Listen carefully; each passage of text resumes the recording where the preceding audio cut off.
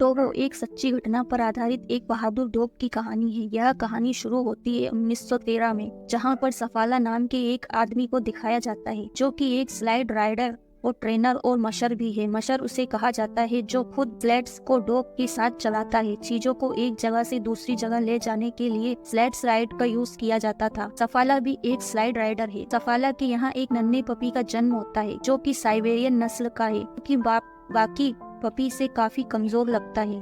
सफाला को लगता है कि यह डॉग उसके किसी काम का नहीं है, क्योंकि वह काफी कमजोर है और वह स्लाइड राइड पर सफर नहीं कर पाएगा। सफाला इस डॉग को किसी और को देना चाहता था, लेकिन सफाला की वाइफ उसे ऐसा नहीं करने देती, क्योंकि वह सभी डॉग्स से बहुत प्यार करती थी। फिर सफाला की वाइफ इस डॉग का नाम टोगो रख देती है।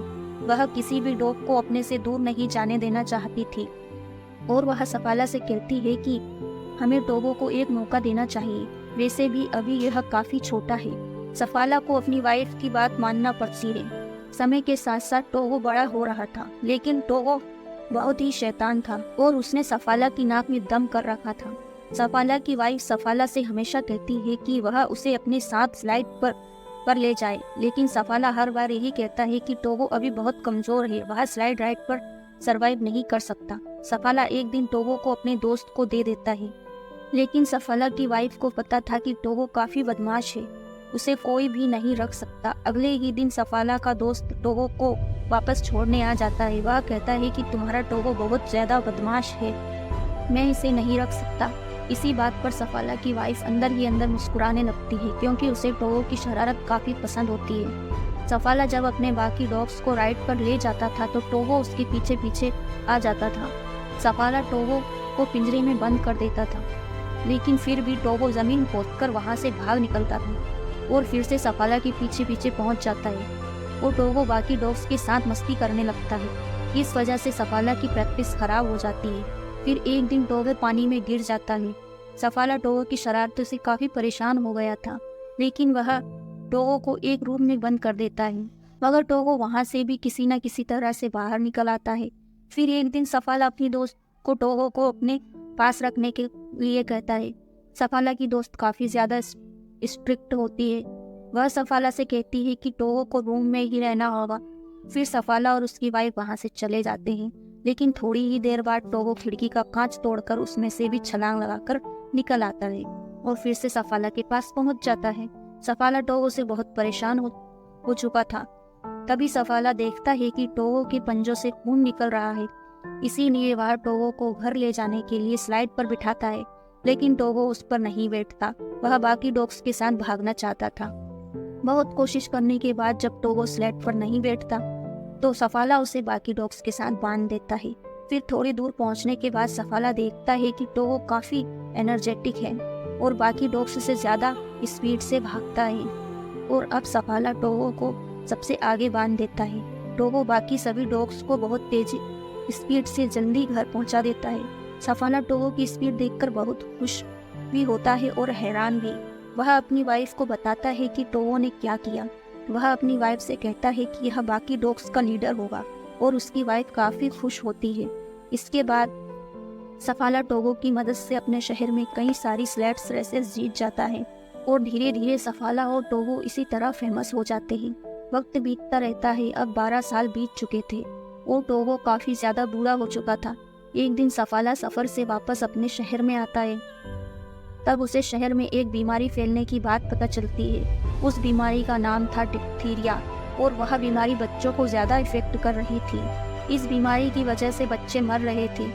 वहाँ का मेयर एक मीटिंग बुलाता है जिसमें सफाला भी जाता है। मेयर बताता है कि इस बीमारी का एंटीडोट भी है, जो यहाँ से 600 किलोमीटर दूर निवाड़ा में है, लेकिन वहाँ जाना बहुत ज़्यादा खतरनाक है क्योंकि एक बहुत ही घातक तूफान आने के संकेत है। मेयर मौसम के बारे में सफाला से सफाला भी यही कहता है कि मैं जब वापस आ रहा था तो डॉग्स भी मौसम देखकर बहुत भौंक रहे होते हैं और टेगो भी काफ़ी ज़्यादा घबरा रहा था, क्योंकि टेगो ने कई सालों बाद ऐसी हरकतें की है। अगर वो मौसम से घबरा रहा है तो हमें भी समझना चाहिए। इसके बाद सफाला वहाँ से निकल जाता है। सफाला जब बाहर आता है तो एक डॉक्टर उससे लिफ्ट मांगता है। सफाला उस डॉक्टर को हॉस्पिटल छोड़ देता है और वहाँ देखता है कि वहाँ बच्चों की हालत बहुत ज़्यादा खराब है। अगर दवा नहीं लाई गई तो इन बच्चों को भी जान गंवानी पड़ेगी। फिर सफाला घर आ जाता है और अपनी वाइफ से कहता है कि मैं दवा लेने जरूर जाऊंगा और टेगो को भी अपने साथ ले जाऊंगा। तब सफाला की वाइफ कहती है कि अब टेगो 12 साल का हो गया है, वह बूढ़ा हो चुका है और तुम्ही ने कहा था कि अब टेगो काफी कमजोर हो गया है और मौसम भी बहुत ज्यादा खराब है और मैं नहीं चाहती कि तुम टेगो की मौत का कारण बनो और तुम अपनी सारी जिंदगी इसी गिल्ड के साथ बिता दोगे कि टेगो तुम्हारी वजह से मारा गया। लेकिन सफाला टेगो के बगैर जाना ही नहीं चाहता था। अब वह अगली सुबह ही टेगो को लेकर निकल जाता है।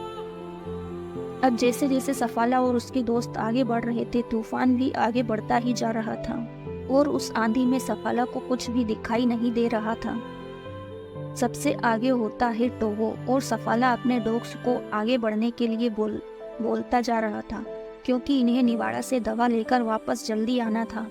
सफाला अपने डॉग्स के साथ जाते जाते एक ढलान पर पहुंच जाता है। तभी टोगो वहां पर रुक जाता है। सफाला को कुछ भी समझ नहीं आ रहा था। जब सफाला देखता है तो वह देखता है कि वहां बहुत ही खतरनाक खाई होती है। टोगो ने इस भयानक तूफान में भी इस गहरी खाई को देख लिया था और इसीलिए वह रुक गया था।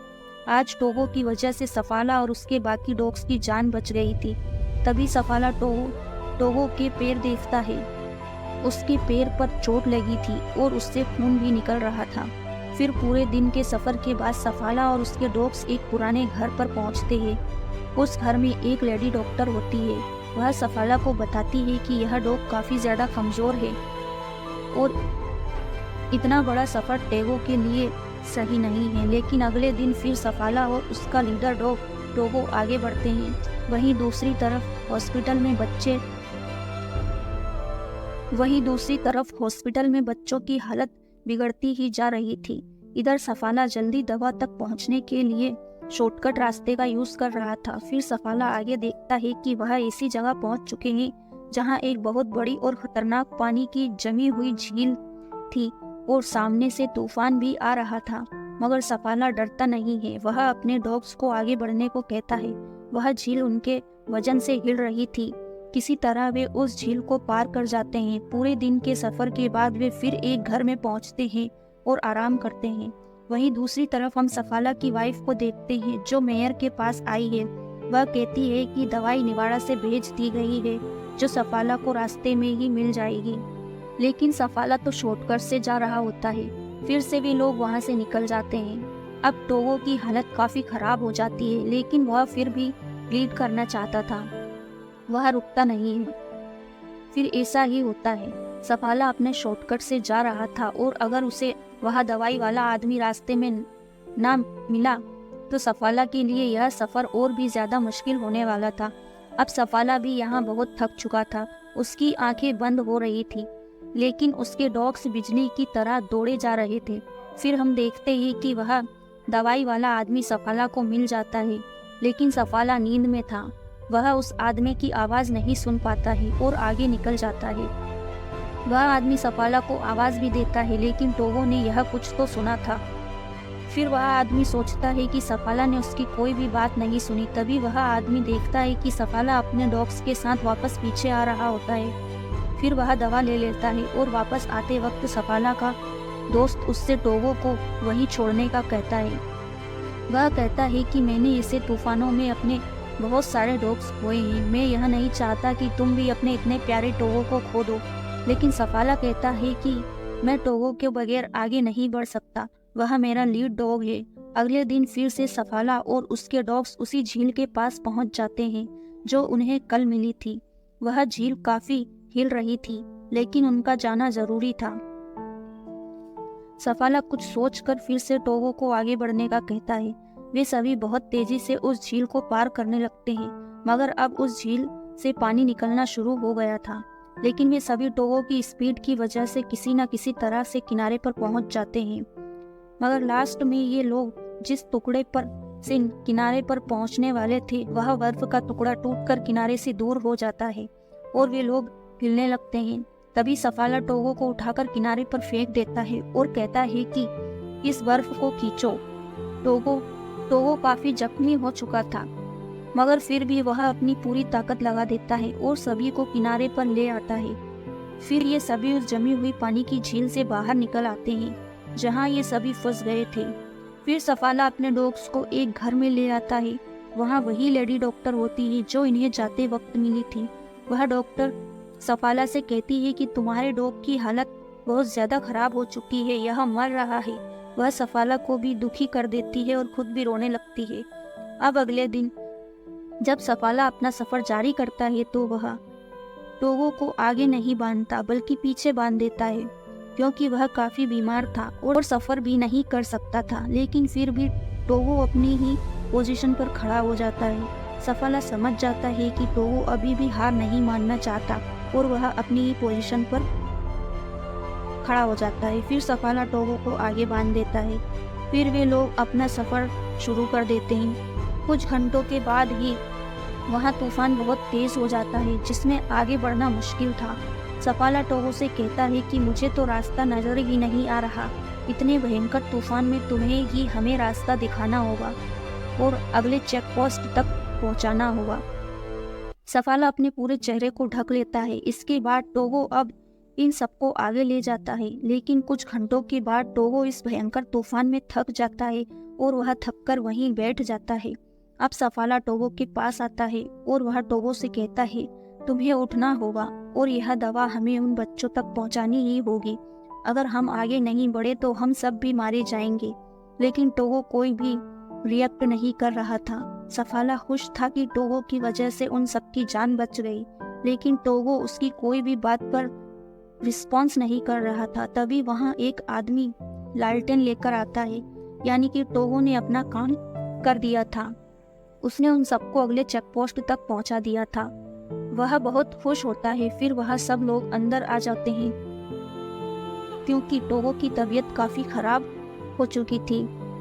यहाँ पर एड नाम का एक आदमी होता है जिसे सफाला की वाइफ ने भेजा था ताकि वह उस आउटपोस्ट पर पहुंचकर उस दवा को लेकर जल्दी से आ जाए, क्योंकि बच्चों की हालत खराब होती ही जा रही थी। रात में वे सभी आराम करते हैं। अगली सुबह वह आदमी जल्दी वहां से दवा लेकर निकल जाता है और कुछ ही देर के बाद वह नॉम सिटी पहुंच जाता है, जहां पर एक रिपोर्टर उसका इंतजार कर रहा था, क्योंकि यह बात न्यूयॉर्क सिटी तक पहुंच गई थी कि एक आदमी इतना बड़ा सफ़र तय करके बच्चों के लिए मेडिसिन लेने गया है। अब रिपोर्टर को लगता है कि यही आदमी अपनी टीम के साथ वापस आया है। फिर वह आदमी सफाला की बजाय उस आदमी का नाम अपने न्यूज़पेपर में छाप देता है। सफाला की वाइफ को बहुत ज़्यादा गुस्सा आ जाता है। दूसरी तरफ टोगो भी अब अच्छा होने लगा था। फिर सफाला अपने डॉग्स के साथ नॉम सिटी पहुंच जाता है। वहां सफाला और टोगो को थैंक्स बोलने के लिए एक टीम और बच्चे भी आते हैं जो सफाला और टोगो की वजह से अच्छे हो गए थे। वहीं एक बच्चा टोगो को देखकर सफाला से पूछता है कि क्या यह मरने वाला है। तभी सफाला घर से बाहर आ जाता है। उसकी वाइफ भी उसके पीछे आ जाती है। सफाला अपनी वाइफ से कहता है कि आज टोगो की जो भी हालत है वह मेरी वजह से है, मुझे उसे लेकर नहीं जाना चाहिए था। फिर उसकी वाइफ कहती है कि क्या टोगो के अलावा कोई और इस काम को कर पाता। यहाँ पर सफाला खामोश हो जाता है क्योंकि वह जानता था कि टोगो के अलावा कोई इस काम को नहीं कर सकता। फिर सफाला अपनी वाइफ और टोगो के साथ लंबी सैर पर जाया करता था। 2 साल के बाद टोगो के कुछ बच्चे भी होते हैं, जहां उसके बच्चों को लेने बहुत से लोग आते थे। इन बच्चों की नस्ल को एक नया नाम दिया गया था, वह नाम था सफाला साइबेरियन। इसके बाद 1929 में टोगो की डेथ हो जाती है। उसके बाद भी सफाला टोगो को ट्रेंड करता था, लेकिन टोगो तो उसकी सिटी में सबसे ज़्यादा फेमस डॉग था। तो यह भी टोगो की कहानी। इस कहानी में टोगो ने यह साबित कर दिया कि डॉग्स सबसे ज़्यादा वफादार और ख्याल रखने वाले होते हैं। वीडियो अच्छी लगे तो वीडियो को लाइक, सब्सक्राइब और शेयर ज़रूर करना। Thanks for watching.